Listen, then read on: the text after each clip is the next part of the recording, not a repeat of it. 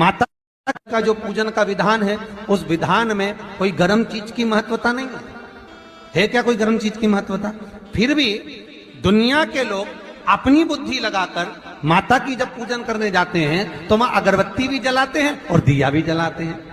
अब एक तरफ तो तुम माता को ठंडा पानी का भोग लगा रही हो, एक तरफ तो ठंडा भोजन चढ़ा रही हो, एक तरफ तो ठंडे का प्रयास कर रही हो, और ऊपर से माता को तुम दिया लगाकर अगरबत्ती लगाकर तुम माता को सम्मुख में गर्म तत्व को प्रदान कर रही हो। और फिर आकर कहती हो कि मेरा बच्चा क्यों बीमार पड़ता है, मेरे पति को आगे बार बार ये कष्ट क्यों आता है, घर में लोग चिड़चिड़े क्यों हो जाते हैं, घर में लोग क्लेश क्यों करते हैं, आखिर कारण क्या है? तो कारण तो तुम खुद हो कि जो चीज लिखी है वो ना करते हुए दुनिया जो कर रही है तुम वो करना चाहते। तुम भगवान की पूजन उस विधान से नहीं करना चाहते जो विधान शास्त्रों में, जो शास्त्रार्थ विधान कहता है।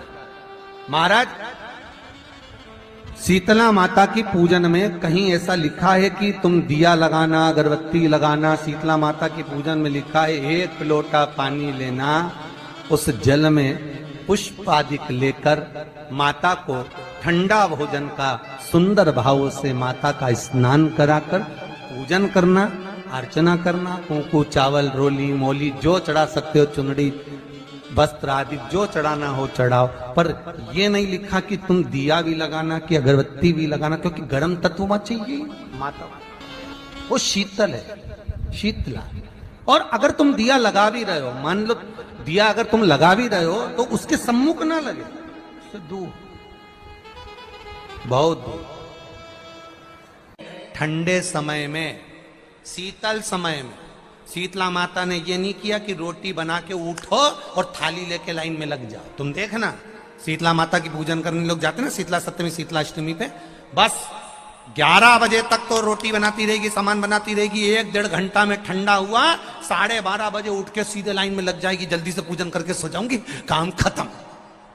शीतला माता ने भी सोच लिया बस तूने मुझे बेवकूफ बनाया, अब रुक जा तू। 11 बजे तक भोजन बनाया, 10 बजे तक भोजन बनाया, 1 बजे रात को लाइन में लग गई पूजन करने के लिए। 1 बजे रात को न जाने किसने पहला दी कि 1 बजे रात को लग जाओ लाइन में, सुबह तक पूजन करके अपने घर आ जाओ, फिर आराम से आके सो जाओ। अब इतनी जल्दी क्या है भगवान के पूजन की? माँ की पूजन करने जा रहे हो, माता से लाड़ लड़ाने जा रहे हो, अपनी माता से अपने दिल की बात कहने के लिए जा रहे हो, अपने स्नेह की बात कहने के लिए जा रहे हो, तो धीरे धीरे प्रेमवश आनंद से माता की आराधना शीतल समय में, ठंडे समय में। ठंडे समय का मतलब है भीतर से ठंडे होकर, अपने भीतर से ठंडे होकर। अब अपने भीतर तो ठंडा ही है ही नहीं ना, जल्दी जल्दी चलो, और आदि बहुत पतली खुशी है, और ये कितना बड़ा कपड़ा थाली पे ढाक ढुका के लाइन में खड़ी है शीतला माता। शीतला माता, या हाथ में लोटा या हाथ में थाली, और इतनी देर में पड़ोसन निकल के बाजू में से जा रही थी और लोटा थोड़ा सा ढुल गया। अब यहां शीतला माता की पूजन करनी आई और ये हो गई चंद्र घंटा, लोटा जरा सा ही पानी का झलका, देख के नहीं चल सकती। ठंडा भोजन हाथ में, लोटा ठंडा पानी का, और अंदर अग्नि। शीतला माता भी कह रही इसको अजान दो पहले, इसको क्या मतलब? भीतर से शीतल होइए, भीतर से ठंडे होइए। चित्त वृत्ति मन जब भीतर से शीतल होगा, ठंडा होगा, तो मेरी शीतला माता, तुमने पूजन करा ना करा, मेरी शीतला माता प्रसन्न हो जाएगी। बस भीष्म भूमि पर गिरा, और भूमि पर गिरने के कारण उससे एक वृक्ष उत्पन्न हुआ जो नीम का वृक्ष कहलाता है, नेमाड़ी का वृक्ष कहलाता। इसलिए साउथ में, दक्षिण में नीम के वृक्ष को स्वयं देवी का प्रतिबिंब माना जाता है। नीम के वृक्ष को स्वयं माता का प्रागट्य उत्सव माना जाता है। नीम के वृक्ष को स्वयं देवी का भाव वर्णित किया जाता है। और बहुत सुंदर बात है महाराज जी, इसके शरीर में माता निकल गई हो, दाने दाने पड़ गए हो पूरे शरीर में, बुखार भी बहुत तेज आ रहा हो, और पूरे शरीर में माता जी निकल गई हो, 1 लोटा पानी जिसके शरीर में माता जी निकली है उसके पास में रख दो और वो पानी उठाकर नीम के पेड़ में उस व्यक्ति के ऊपर से 7 बार उतार के नीम के पेड़ में डाल दो। 3 दिन के अंदर उसकी माता जो शरीर में निकली हुई है, दाने दाने पड़े हुए हैं, जो बुखार बहुत तेज आ रहा है, उसमें धीरे धीरे आराम मिलना प्रारंभ हो जाता है। यहां तक शास्त्र कहता है कि किसी व्यक्ति को अचानक बहुत तेज बीमार आ गया, बहुत तेज बुखार आ गया, या एकदम, हम तो यहां तक कहेंगे कि ये वायरस चल रहा है, महामारी चल रही है, और कंठ में भी आपको अगर जलन पड़ रही है, कंठ रुक रहा है, बुखार बहुत तेज आ रहा है, शरीर में ताप है, डॉक्टर को दिखाओ मना नहीं है, सब कुछ करो मना नहीं है, पर 1 लोटा पानी अपने ऊपर से उतार कर 21 बार नीम के पेड़ में ले जाकर नाम गोत्र बोलकर डाल दीजिए और नीम के पेड़ के नीचे की मिट्टी को अपने कंठ पर लगा लीजिए। 20 से 25 मिनट बाद आपको आराम लगना प्रारंभ हो जाएगा। ये उमा देवी है। जगह की मिट्टी काया के रोग को ठीक कर देती है महाराज। अगर किसी व्यक्ति को चर्म रोग हो गया, कुष्ठ रोग हो गया, चमड़ी सफेद पड़ गई, रोग समाप्त नहीं हो रहा, बढ़ते जा रहा है, औषधियां आपने बहुत कर ली, तो 3 जगह की मिट्टी आपको फल प्रदान करेगी। पहला, सूर्य कुंड की मिट्टी। स्कंद पुराण सूर्य कुंड कहां पर है? तो कहा दतिया और झांसी के बीच में सूर्य कुंड निवास करता है। उस सूर्य कुंड की मिट्टी को लाकर जिस व्यक्ति को कुष्ठ रोग हो गया हो, शरीर की चमड़ी सफेद पड़ गई हो, स्कंद पुराण कहती है सूर्य कुंड की मृदा लगा लेने से 5 से 7 दिन में रोग समाप्त होने लगता है महाराज। पर सूर्य को सर्वाधिक प्रियता क्या? सर्वाधिक प्रियता सूर्य को क्या? क्योंकि सूर्य तपता है, तो उस तपन को मिटाने के लिए सूर्य देवता के शरीर पर गाय का घृत मला जाता है।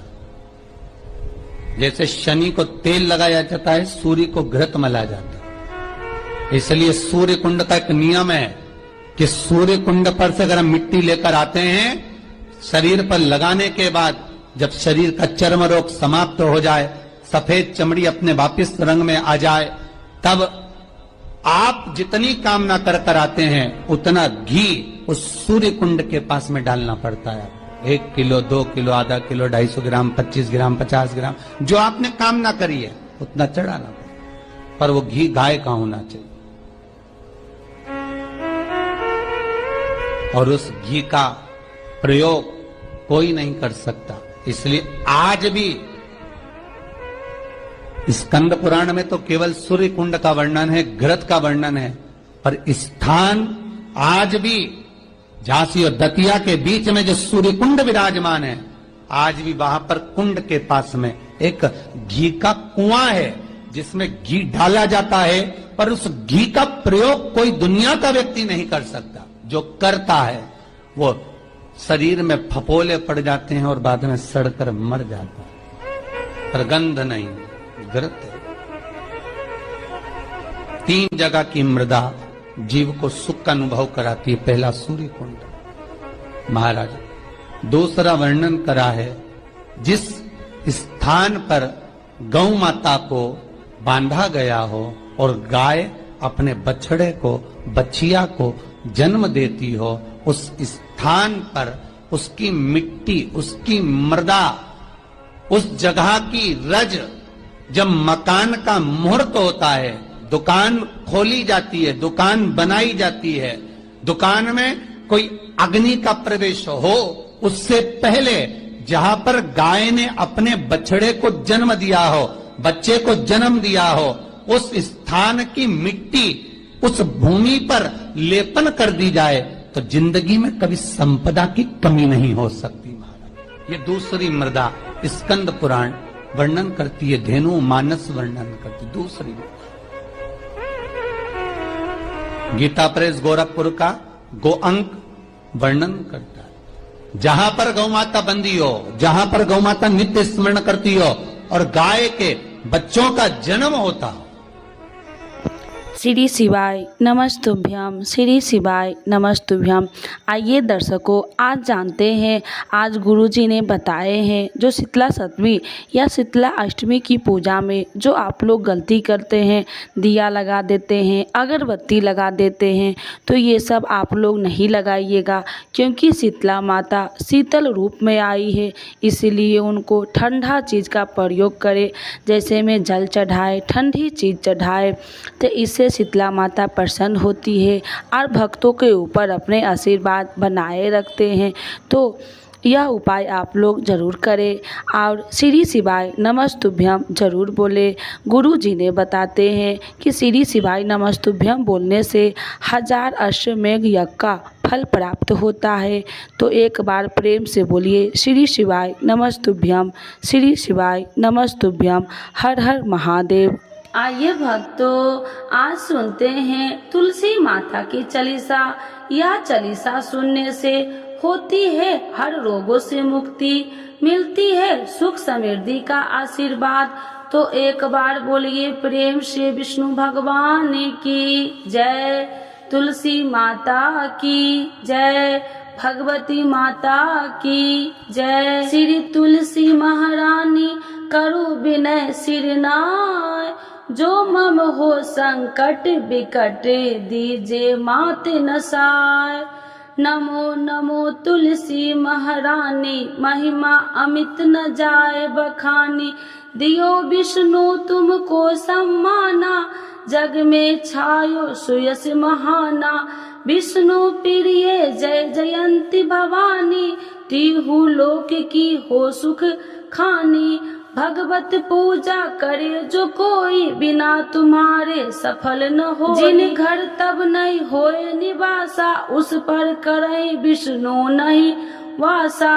करे सदा जो तब नित्य सुमरन, ते ही के काज होए सब पूरन। कार्तिक मास महात्म्य तुम्हारा, जाको जानत सब संसारा। तब पूजन जो करे कुमारी, पावे सुंदर वर सुकुमारी। करे जो पूजा नित्य प्रति नारी, सुख संपत्ति से होए सुखारी।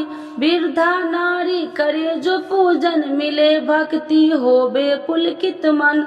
श्रद्धा से पूजे जो कोई, भवनिधि से तर जावे सोई। कथा भागवत यज्ञ करावे, तुम बिन नहीं सफलता पावे। छायो तब प्रताप जग भारी, ध्यावत तुम्हि सकल चितधारी। तुम्हि मात यत्र तंत्र में, सकल काज सीधे होवे क्षण में। औषधि रूप आप हो माता, सब जग में तब यश विख्याता। देव ऋषि मुनि और तपधारी, करत सदा तब जय जयकारी। वेद पुराणन तब यश ज्ञाया, महिमा अगम पार नहीं पाया। नमो नमो जय सुख कारिणी, नमो नमो जय दुख निवारिणी। नमो नमो सुख संपत्ति देनी, नमो नमो अख काटन छेनी। नमो नमो भक्तन दुख हरनी, नमो नमो दुष्टन मद छेनी। नमो नमो भव पार उतारिणी, नमो नमो परलोक सुधारिणी। नमो नमो निज भक्तन उबारिणी, नमो नमो जन काज सवारिणी। नमो नमो जय कुमति नशावनी, नमो नमो सब सुख उपजावनी। जयति जयति जय तुलसी माई, ध्याऊ तुमको शीश नवाई। निर्जन जानी मोहि अपनाओ, बिगड़े काज आप बनाओ। करूँ विनय मैं मात तुम्हारी, पूरन आशा करूँ हमारी। शरण चरण कर जोड़ी मनाओ, निस दिन तेरे ही गुण गाऊं।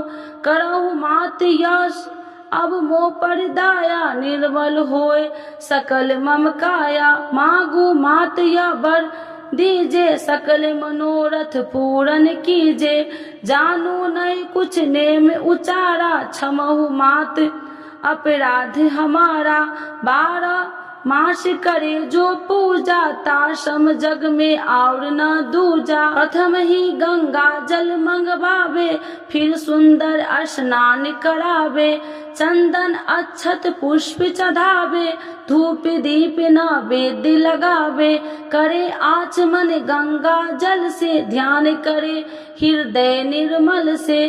पाठ करे फिर चालीसा की, स्तुति करे माते तुलसी की। यह विधि पूजा करे हमेशा, ताके तन नहीं रहे कलेशा। करे मास कार्तिक का साधन, शोभे नित्य पवित्र सिद्ध होई जाई। है यह कथा महासुखदाई, पढ़े सुने सो भव तर जाई। यह श्री तुलसी चालीसा, पाठ करे जो कोई। गोविंद सो फल पावही, जो मन इच्छा होई। तो एक बार बोलिए प्रेम से विष्णु भगवान की जय, तुलसी माता की जय, भगवती माता की जय, सर्व देवी देवताओं की जय।